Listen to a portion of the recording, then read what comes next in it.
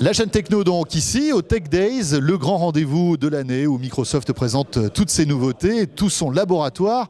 Et tiens, voilà une nouveauté assez intéressante. Voilà comment on va pouvoir peut-être demain surfer sur Internet.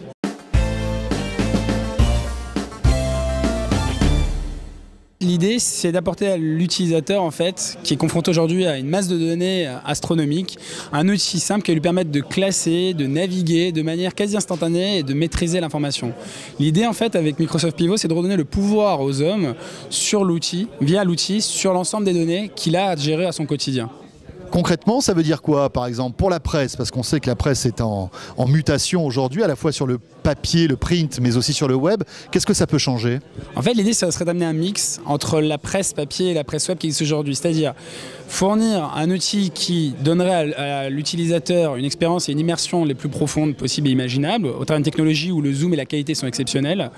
Donner la possibilité de faire du contenu dynamique, pour pouvoir permettre d'étendre cette expérience, mais également donner aux publicitaires et aux journalistes un moyen de s'exprimer différemment au travers de la qualité. Par exemple, le publicitaire, lui donner cette possibilité, contrairement à la publicité online ou la publicité papier qui existe traditionnellement, de pouvoir lui donner non plus une publicité qui est immersive, qui vient gêner l'utilisateur final, mais une publicité qui va attirer l'œil de l'utilisateur et qui va lui donner envie en fait, de se plonger dans cette publicité. De la même manière, pour le journaliste qui écrit des articles papier, ou le journaliste web, ou le journaliste de médias, c'est de lui offrir un outil, un support qui va être plus riche en termes de contenu et évidemment qui va gérer tout ce qui est contenu dynamique. Donc évidemment publicité, image dans l'image, mais aussi de la vidéo et d'autres contenus assez innovants.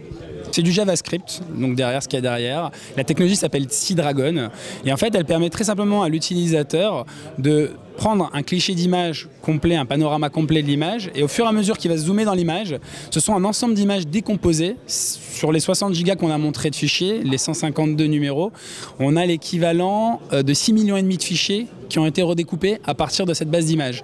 Donc on avait 152 numéros, ça fait quelques milliers de pages. Ces quelques milliers de pages, en elles-mêmes, elles ont été redécoupées de manière à donner une sensation d'immersion et une sensation de smooth, enfin ce qu'on appelle une sensation de dégradé apparent qui fait qu'on a l'impression complètement d'être porté dans l'information. Alors 60 gigas de données, c'est énorme. Malgré tout, est-ce que on pourra consulter online ce genre de choses? Typiquement oui, c'est ce qu'on a voulu prouver au travers de Pivot, l'outil qu'on a montré entre-temps.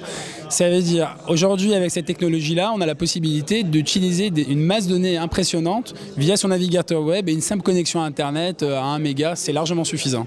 Et en fait, c'est ce qui va révolutionner en fait un petit peu l'usage, c'est qu'on ne va plus aller pour chercher uniquement une information directement, on va chercher une information, avoir l'information, mais si on souhaite creuser davantage, on est emporté complètement dans une nouvelle expérience de navigation.